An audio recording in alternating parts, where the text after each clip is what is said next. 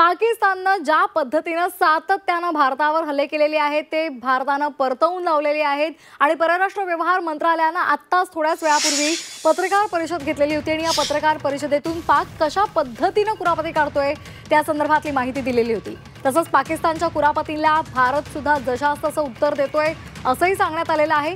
पाकिस्तान पुन्हा एकदा तोंड घशी पडलेला आहे। भारतीय सैन्यानं पाकच्या दाव्यातली हवाच काढून टाकलेली आहे। भारताचे सर्व एअरबेस सुरक्षित आहेत। कर्नल सोफिया कुरेशी यांनी ही माहिती दिली आहे। सिरसा सूरतगड एअरबेस हे उद्ध्वस्त केल्याचा दावा पाकनं केलेला होता, मात्र हा दावा भारतीय सैन्यानं फेटाळलेला आहे आणि त्या संदर्भातली माहिती सुद्धा सोफिया कुरेशी यांनी पत्रकार परिषदेमध्ये दिलेली आहे आणि त्या संदर्भातले फोटो सुद्धा त्या एअरबेसचे फोटो सुद्धा त्यांनी या पत्रकार परिषदेत दाखवलेले आहेत। भारतानं पाकिस्तानचे 6 एअरबेस बेचिराख केलेले होते अशी माहिती सध्या देण्यात आली आहे। पाकिस्तान ने मिस इन्फॉर्मेशन का सहारा लेते हुए आदमपुर स्थित S-400 प्रणाली, सूरतगढ़ व सिरसा के हवाई अड्डों, नगरोटा के ब्रह्मोस बेस, देहरागिरी के तोपखाना पोजीशन तथा चंडीगढ़ के अग्रिम गोला बारूद डिपो को नष्ट करने के झूठे दावे सोशल मीडिया पर फैलाए। भारत इन फॉल्स सोफिया कुरेशी यांनी माहिती दिलेली आहे। पाकिस्तान पुन्हा एकदा तोंड घशी पडलेला आहे। वारंवार पाकिस्तानकडून खोटे दावे केले जात आहेत। सोशल मीडियावर हे खोटे दावे पसरवले जात आहेत, मात्र या संपूर्ण दाव्यांना फेटाळण्यात आलेलं आहे। अशा कुठल्याही पद्धतीचं नुकसान झालेलं नाहीये। पाकच्या या सैन्यांना उत्तर देण्यात आलेलं आहे। पाहतोय पाकिस्तान पुन्हा एकदा तोंड घशी पडलेला आहे। भारतीय सैन्यानं पाकिस्तानच्या दाव्यामधली हवाच काढून टाकलेली आहे, कारण भारताचे सर्व एअरबेस सुरक्षित आहेत। कुठलेही एअरबेस उद्ध्वस्त करण्यात पाकिस्तानला यश आलेलं नाहीये। कर्नल सोफिया कुरेशी यांनी या संदर्भातली माहिती दिली आहे। सिरसा सूरतगड हे एअरबेस उद्ध्वस्त करण्यात आलेले आहेत असा दावा पाकिस्ताननं केलेला होता, मात्र हा दावा आता खोटा असल्याचं समोर आलंय। पत्रकार परिषदेमध्ये सोफिया यांनी या एअरबेसचे फोटो सुद्धा दाखवलेले आहेत। भारतानं पाकिस्तानचे 6 एअरबेस बेचिराख केले अशी सुद्धा माहिती समोर आली आहे। पाकिस्तान सेना ने पूरी पश्चिम मोर्चे पर लगातार आक्रामक गतिविधियां जारी रखी। उसमें यूकैप drones, long range weapons, loitering munitions और लड़ाकू विमानों का उपयोग कर भारतीय सैन्य ढांचे को निशाना बनाया। नियंत्रण रेखा पर भी ड्रोन घुसपैठ और भारी कैलिबर हथियारों से गोलाबारी की। अंतर्राष्ट्रीय सीमा और एलओसी पर श्रीनगर से नलिया तक 26 से अधिक स्थानों पर हवाई घुसपैठ के प्रयास किए गए। भारतीय सशस्त्र बलों ने अधिकांश खतरों को सफलतापूर्वक निष्क्रिय किया। फिर भी वायु सेना स्टेशनों पर उधमपुर, पठानकोट, आदमपुर और भुज बठिंडा स्टेशन, इन सब पर उपकरण व पर्सनल्स को हानि पहुंचाई। मैं ये भी बताना चाहती हूं कि पाकिस्तान ने हाई स्पीड मिसाइल सुबह 1:40 पर इस्तेमाल करके पंजाब के एयरबेस स्टेशन को दागने की कोशिश की। एक निंदनीय और अनप्रोफेशनल एक्ट के तहत पाकिस्तान ने श्रीनगर, अवंतीपुर और उधमपुर के वायु सेना अड्डों पर चिकित्सा केंद्र और स्कूल परिसर को निशाना भी बनाया, जिससे उसके द्वारा सिविल इंफ्रास्ट्रक्चर पर हमला करने की गैर जिम्मेदाराना प्रवृत्ति फिर उजागर हुई। भारतीय सशस्त्र बलों ने त्वरित व सुनियोजित जवाबी हमले किए। Technical installations, command end control centres, radar sites और हथियार भंडार को चुनकर निशाना बनाया गया। रफीकी, मुरीद, चकलाला, रहमियार खान, सुकूर और चुनिया स्थित पाक के सैन्य ठिकानों पर एयर लॉन्च्ड सटीक हथियारों व लड़ाकू जेट से प्रहार किए गए। पसरूर स्थित रडार साइट और सियालकोट का एविएशन बेस भी प्रिसीजन एम्यूनिशन से टारगेट किए गए। इन कार्रवाइयों के दौरान भारत ने कम से कम कोलैटरल डैमेज की क्षति सुनिश्चित की। पाकिस्तान ने लाहौर से उड़ान भरने वाले नागरिक विमानों की आड़ लेकर अंतर्राष्ट्रीय हवाई मार्गों का दुरुपयोग किया ताकि वह अपनी गतिविधियां छिपा सके। ऐसी चालों ने भारतीय वायु प्रतिरक्षा तंत्र को नागरिक सुरक्षा सुनिश्चित करते हुए अत्यधिक संयम के साथ कार्य करने के लिए विवश किया।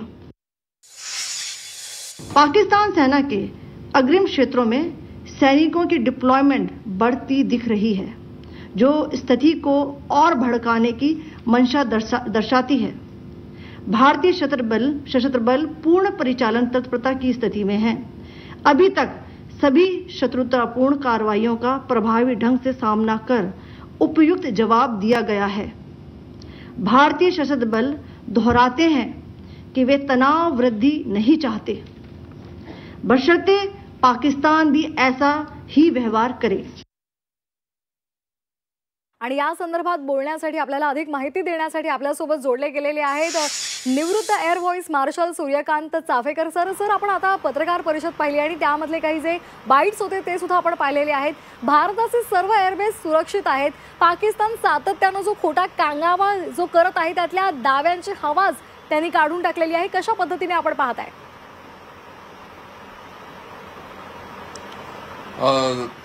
पाकिस्तानची जुनी खोड आहे आणि जुनी सवय आहे हे आपण जाणतो, पण जर तुम्ही प्रेस कॉन्फरन्समध्ये ऐकलं असेल परराष्ट्र सचिव जे सांगत होते ते वारंवार एकच गोष्ट आपल्याला सांगत आहेत की आम्ही जबाबदारीनी म्हणजे पूर्ण जबाबदारीनी आणि पाहिजे तेवढेच हमले करत आहोत।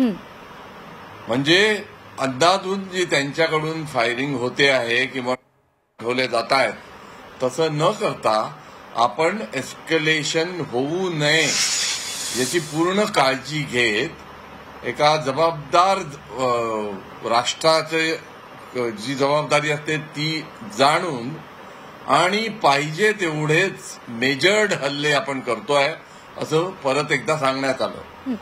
आता काही जागी थोडी क्षती पोचली आहे सैनिकांना आणि काही इन्स्ट्रुमेंटला जसं की त्यांनी सांगितलं, पण यात एक भाग आपल्याला लक्षात घ्यावा लागतो की जेव्हा इतक्या मोठ्या प्रमाणात मिसाईल्स आणि ड्रोन्स हे दागले जात आहेत तेव्हा आपण जरी मिसाईल किंवा ड्रोन्स यांना पाडलं तरी त्यांचा जो डेब्री असतो तो सुद्धा पडून आपल्याकडे नुकसान होऊ शकतं।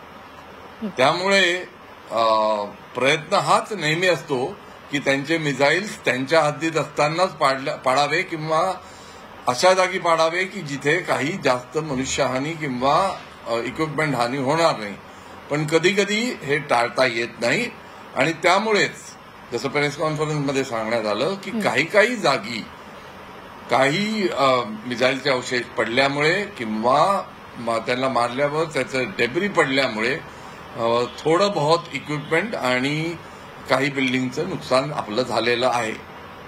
तरी अजून सुद्धा मी हेच म्हणेन की आपली एअर डिफेन्स सिस्टम ही चांगली चालते आणि त्याचा उपयोग अतिशय उत्तमरित्या होतोय आणि जे नुकसान होऊ शकतं त्याला कमीत कमी नुकसान करण्यात येत आहे।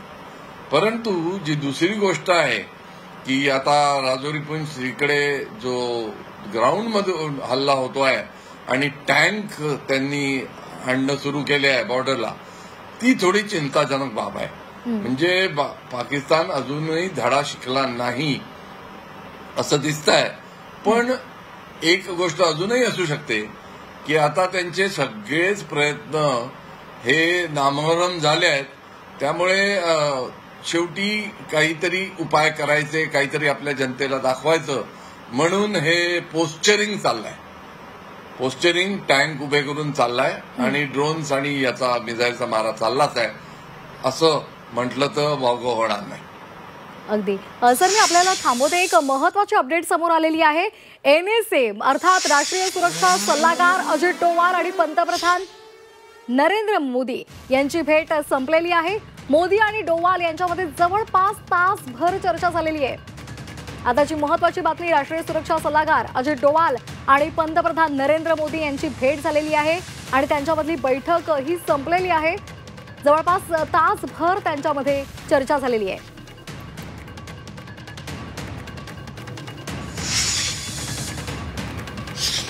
आणखी एक महत्त्वाची बातमी समोर आली आहे। केंद्रीय संरक्षण मंत्री राजनाथ सिंह आणि CDS यांची बैठक संपलेली आहे। आताची महत्त्वाची बातमी, संरक्षण मंत्री राजनाथ सिंह आणि CDS यांची बैठक झालेली आहे। विविध मुद्द्यांवर या बैठकीमध्ये चर्चा झालेली आहे आणि ही बैठक आता संपलेली आहे। आवश्यक त्या सगळ्या सूचना यावेळी देण्यात आलेल्या आहेत आणि त्याचबरोबर कशा पद्धतीने सध्या भारतीय सैन्य कामगिरी करत आहे, कशा पद्धतीने पाकिस्तानच्या कुरघोड्या त्यांचे हल्ले परतवून लावतोय, या संदर्भातली सगळी माहिती यावेळी देण्यात आली। आगामी काळात काय नेमकी धोरणं आखली पाहिजेत या सगळ्या मुद्द्यांवर सुद्धा ही चर्चा झालेली आहे। राजनाथ सिंह आणि CDS यांची बैठक संपलेली आहे आणि त्याचबरोबर अजित डोवाल आणि पंतप्रधान नरेंद्र मोदी यांची सुद्धा बैठक झालेली आहे। त्यांच्यामध्ये साधारण तासभर चर्चा झाली आहे। या संदर्भात अधिक माहिती घेणार आहोत आमच्या प्रतिनिधी उर्वशी खोना यांच्याकडून। उर्वशी, राजनाथ सिंह आणि CDS यांच्यामध्ये बैठक झालेली आहे, नेमक्या कोणकोणत्या महत्त्वाच्या मुद्द्यांवर चर्चा झाली आहे? वेगळ्या वेगळ्या ज्या सिक्युरिटी कन्सर्न्स आहेत त्या संदर्भात जे आहे, जस्ट आता आपण बघितलं तर अजित डोवाल हे पंतप्रधान नरेंद्र मोदी त्यांच्या घरातून बाहेर निघाले आहेत, त्यांच्या निवासस्थानाहून बाहेर निघाले आहेत। काहीच वेळापूर्वी भारताकडून खूप मोठा असा एक आता प्रेस ब्रीफिंग झाली, संयुक्त प्रेस ब्रीफिंग होती परराष्ट्र मंत्रालय बरोबरच संरक्षण मंत्रालयाची। त्यात खूप मोठे मोठे दावे केले गेले। भारताने हे क्लिअर कट सांगितलं आहे, पाकिस्तानला हा मेसेज दिला आहे की शांती राखणं हे पाकिस्तानने विचार करावं, आणि कारण की भारत पण जे आहे उत्तर देतोय जे पाकिस्तान करतोय त्याचा। भारत कुठेच जे आहेत उल्लंघन करत नाहीये नियमांचा, इंटरनॅशनल ज्या लॉज आहेत त्याचा, आणि कुठेच नागरिकांवरती हल्ला करत नाहीये। मात्र पाकिस्तान जो आहे त्यांनी काल ज्या प्रकाराने फिरोजपूरमध्ये नागरिकांवरती हल्ला करण्याचा प्रयत्न केला, धर्मस्थळ जे आहेत त्या वेगळ्या वेगळ्या ज्या धर्मस्थळ आहेत त्यांच्यावरती अटॅक करण्याचा प्रयत्न करते, आणि म्हणूनच जे आहे पाकिस्तानला हे उत्तर देणं खूप गरजेचं आहे असं भारताचं म्हणणं आहे। परराष्ट्र सचिव जे होते विक्रम मिस्री यांनी हेही सांगितलं की कशा प्रकाराने पाकिस्तान वेगवेगळ्या जे आहेत मीडिया ब्रीफिंग्स, वेगवेगळ्या सोशल मीडियावरती फेक व्हिडिओज टाकतायत, पण सगळे विमानतळ भारताचे सेफ आहेत, कुठेच काही डिस्ट्रक्शन झालं नाही आहे। मात्र एअरबेसवरती भारताने पाकिस्तानच्या वेगवेगळ्या ठिकाणावर हल्ला केला, आणि त्याचंही दृश्य आहे कर्नल कुरेशी आणि बरोबरच विंग कमांडर व्योमिका सिंग यांनी दाखवलं आहे। भारत जे काय स्टेप्स घेतलेत भारताने आतापर्यंत त्या सगळ्यांचं दृश्य आहे आज जे आहे इथे प्रेस ब्रीफिंगमध्ये दाखवलं गेलं। बरोबरच पॅरलली आपण बघतोय की वेगवेगळ्या बैठकी सुरू आहेत, बैठकींचा सिलसिला सुरू आहे। अजित डोवाल हे आता जस्ट पंतप्रधान नरेंद्र मोदी यांना भेटून बाहेर निघाले, 1 तासाची ही बैठक होती। त्याचबरोबर संरक्षण मंत्रालय जे आहेत वेगवेगळ्या सेनाच्या दलांचे जे मुख्य चीफ आहेत त्यांच्याबरोबर ही बैठक घेतली।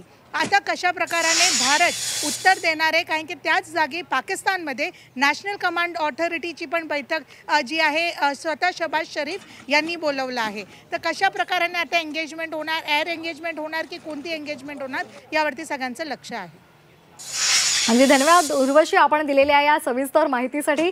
आपण पुन्हा एकदा जाणार आहोत निवृत्त air vice marshal Suryakant Chaphekar सरांकडे। सर, आपण पाहिलेलं आहे की भारतानं कायम संयमी भूमिका घेतलेली आहे, कुठल्याही पद्धतीनं त्यांच्या नागरी वस्त्यांवर आपण हल्ले टाळलेले आहेत, आपण फक्त त्याचे दहशतवादी तळ उद्ध्वस्त केलेले आहेत। पण पाकिस्तानचा जर आपण प्रताप पाहिला तर पाकिस्ताननं आपल्या आरोग्य सेवा क्षेत्रावर सुद्धा हल्ले केलेले आहे, शाळांवर हल्ले केलेले आहेत, आणि आता शंभू मंदिरावर सुद्धा पाकिस्ताननं हल्ले केलेले आहेत, नागरी वस्त्यांवर सुद्धा हल्ले केलेले आहेत, यामध्ये काही जखमी झाल्याची सुद्धा माहिती समोर आलेली आहे। कशा पद्धतीनं या पाकिस्तानला धडा शिकवण्यासाठी आता भारत पावलं उचलेल?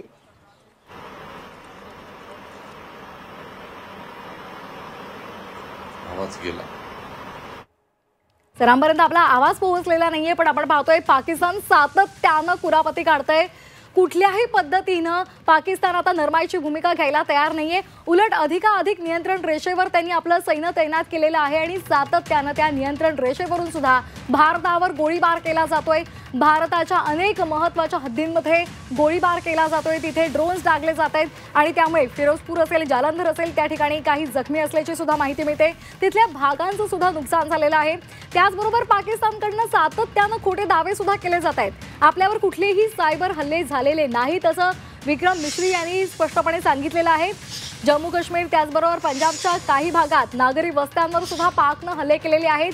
त्याचबरोबर ड्रोन्स आणि तोफांचा मारा सुद्धा पाककडून नियंत्रण रेषेवर सध्या सुरू आहे. मात्र या सर्व हल्ल्यांना भारतीय सैन्य जोरदार प्रत्युत्तर देत आहे. S-400 उद्ध्वस्त केल्याचा खोटा दावा सुद्धा पाकने केलेला आहे. मात्र तो दावा खोटा असल्याचा सुद्धा सांगण्यात आलेला आहे. आपण पुन्हा एकदा जाणार आहोत. आपल्यासोबत जोडले गेलेले आहेत सूर्यकांत चाफेकर सर, निवृत्त एअर व्हाईस मार्शल. सर, मगाशी मी प्रश्न विचारलेला होता की सातत्यानं पाकिस्तानचे प्रताप समोर येत आहेत. पाकिस्तान जराही दबलेला नाहीये, नरमाईची भूमिका घ्यायला तयार नाहीये. उलट त्यानं भारतावरचे हल्ले वाढवलेले आहेत. नियंत्रण रेषेवर तोफांचा मारा सुरू आहे, गोळीबार केला जातोय. तसंच आपली शंभू मंदिर असेल त्याच्यावर हल्ले केलेत, शाळांवर हल्ले केलेत. आरोग्य सेवा क्षेत्र जिथे आहे तिथे सुद्धा आता त्यांनी हल्ले करायला सुरुवात केलेली आहे. कशा पद्धतीने आता भारत या विरोधात कडक पावलं उचलेल? या कुरापती सतत सुरू ठेवत आहे हे आपण बघितलंच. पण यात एक महत्वाची गोष्ट आपण जाणली पाहिजे की ते असं का करतायत. त्यांचं असं करण्याचं कारण एकच आहे, ते म्हणजे पाकिस्तानच्या कुरापती ज्या सुरू आहे त्याच्यावर आपण बोलतोय. तर माझं म्हणणं हे आहे की आता अगतिकता त्यांच्यात आलेली आहे.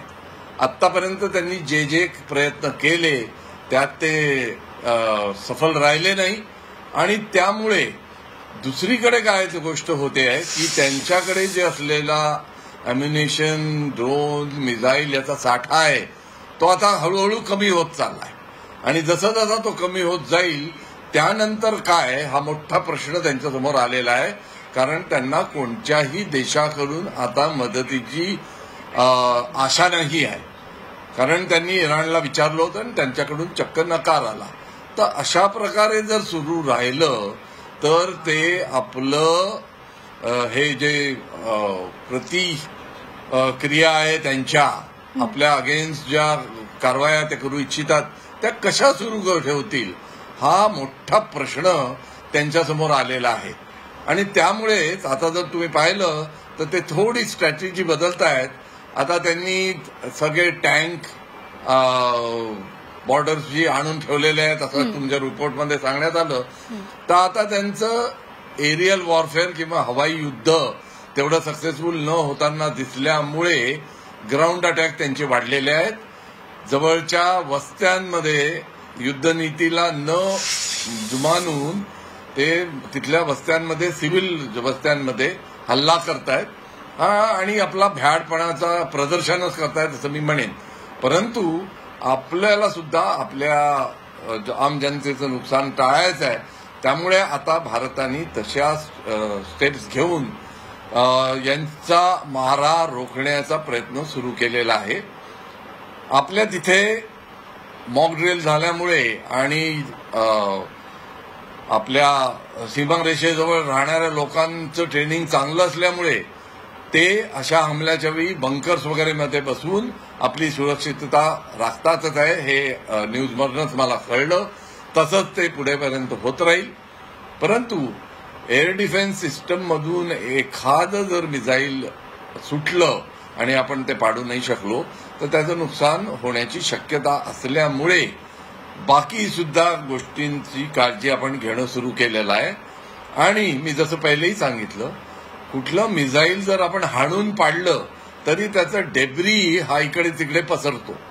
आणि आपल्या भागात जर जॉग्राफिकल एरियात जर ते आपण हाणून पाडलं तर त्याचा डेब्री पसरतो. तर त्याच गोष्टी त्या शेतांमध्ये आणि अशा जागी पडतायत जे की आत्ता स्क्रीनवर दाखवण्यात येत आहे. तर त्याच्या अगेन्स्ट प्रोटेक्शन म्हणजे मॉक ड्रिलमध्ये सांगितलेल्या सर्व गोष्टी करत राहणं आणि सुरक्षित राहणं हेच आहे असं मी म्हणेन. अगदी धन्यवाद सर, आपण दिलेल्या या सविस्तर माहितीसाठी आणि केलेल्या विश्लेषणासाठी.